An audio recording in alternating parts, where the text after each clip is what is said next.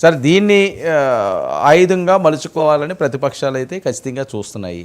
ఎందుకంటే నేను చంద్రబాబు నాయుడు గారే మాట్లాడిన మాటలు, జగనన్న వదిన బాలం రివర్స్ తిరుగుతుంది, డైరెక్ట్గా సీఎం సీటుకే ఎసరు పెట్టే అవకాశం కూడా లేకపోలేదు అనలను ఆంతర్యం ఏంటి సీఎం సీట్ అని? రెండు విషయాలండి. సరే, కుతంత్రాలు పన్నుతారు, అబద్ధాలు చెప్తారు, కుటుంబాలను చీలుస్తారు, కుతంత్రాలను పని కుటుంబాలను చీలుస్తారు అనేది జగన్ నిన్న చెప్పిన మాట.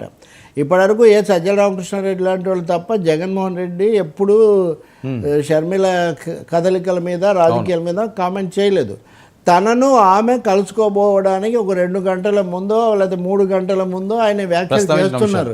ఇవన్నీ సందర్భం లేకుండా చేస్తారని కానీ సంబంధం లేకుండా మనం అనుకోలేము.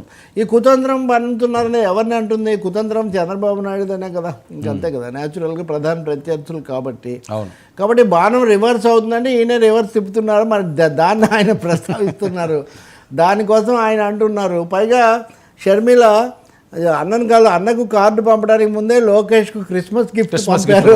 అది కూడా మనం ఇవన్నీ చాలా facts are stranger than fiction అంటారు. వాస్తవాలు కల్పన కంటే కూడా చాలా అసాధారణంగా ఉంటాయని. సో షర్మిల తెలుగుదేశానికి పంపించడము, ఇప్పుడు ఇక్కడికి వెళ్ళటం, అంటే లోకేష్కి పంపి ఇప్పుడు ఈ బ్రదర్ దగ్గరికి వెళ్ళటం, ఇదంతా కూడా ఏమి యాదృచ్ఛికం కాదు. అయితే చంద్రబాబు మాటల్లో ఆసక్తికరమైనది ఏంటంటే, సీఎం సీట్గా ఎసరు పెట్టవచ్చు అంటే సీఎం కావాల్సింది తను కదా, షర్మిల ఎలా ఎసరు పెడుతుంది అంటే షర్మిల కూడా సీఎం క్యాండిడేట్గా పోటీ చేస్తుంది కాంగ్రెస్ తరఫున ఆయన ఉద్దేశమా? లేకపోతే ఆమెను కూడా ఇదే నేను ఇందాక అన్నట్టు రాజశేఖర రెడ్డి వారసత్వానికి వాళ్ళిద్దరూ పోటీ పడితే తెలుగుదేశానికి మేలు జరుగుతుంది అనే ఒక భావం దాంట్లో ఉందా? అది చంద్రబాబే చెప్తాడు ఎప్పుడో, బహుశా రాబోయే రోజుల్లో జరుగుతుంది, ఘర్షణ జరుగుతుంది, కుటుంబాలు ఇటువంటివన్నీ ఉంటాయి.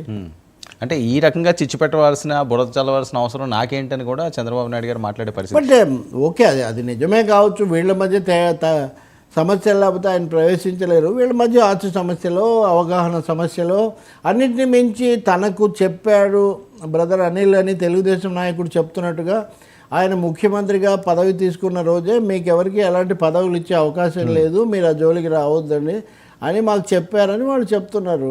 సో ఆ రోజే బీజం పడింది అనేది కూడా చాలా స్పష్టం కదా. ఆ రోజు నుంచి వీళ్ళు, అందుకని మీరు ఒకటి, షర్మిల ఏం చేసినప్పటికీ ఇక్కడ ఏదో ఫలితం వస్తుందని కాదు, వయా తెలంగాణ టు ఆంధ్ర అనేది షర్మిల యొక్క వ్యూహం. అది అందుకనే ఆమెను బలపరిచిన మీడియా వాళ్ళందరూ కూడా ఆ విషయం చెప్తూ వచ్చారు ముందు నుంచి కూడా.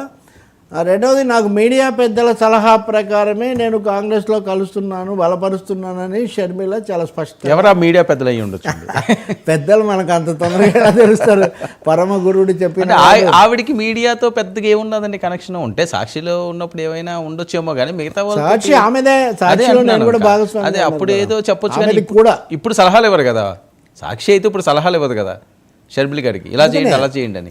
మీడియాలో ఎంతమంది ఉంటారండి? మీలాంటి వాళ్ళు చాలామంది ఉంటారు కదా. అందుకని మీడియాలో ఎవరితో ఇచ్చారో అందరికీ తెలిసిన విషయం. అది ముంజేతి కంకడానికి అర్థమైంది. కానీ ఆమె ఎవరికి ఇంటర్వ్యూలు ఇచ్చారు, ఎవరితో ఎక్కువగా ఇంటరాక్ట్ అయ్యారు, ఇంటర్వ్యూలు కూడా ఎక్కువగానే ఇచ్చారు అందరితో. అవును. అందుకని మీడియా పెద్దలు అనే పదం కూడా ఊరికే వాడలేదు కదా ఆమె. ఆ మీడియా పెద్దలు రేవంత్ రెడ్డి గారికి ఎంత సన్నిహితులు, అవును, అక్కడ ఆంధ్రప్రదేశ్లో చంద్రబాబు నాయుడుకి ఎంత సన్నిహితులు, అది ముఖ్యమే. కానీ అదే సమయంలో కాంగ్రెస్లో చేరిన తర్వాత బీజేపీతో వెళ్ళాలనుకుంటున్న తెలుగుదేశం జనసేన క్యాంపుకు ఆమెకు కుదిరే కథ కాదు.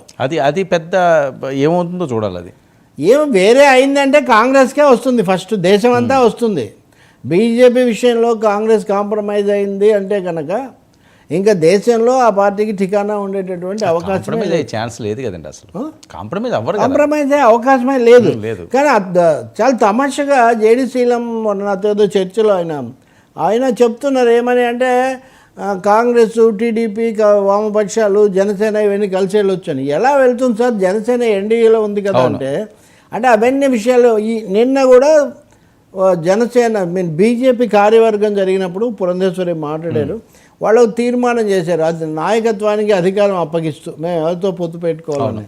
మీకు తమాషగా నేను చెప్పేది, కిషన్ రెడ్డి తెలంగాణ బీజేపీ అధ్యక్షుడు,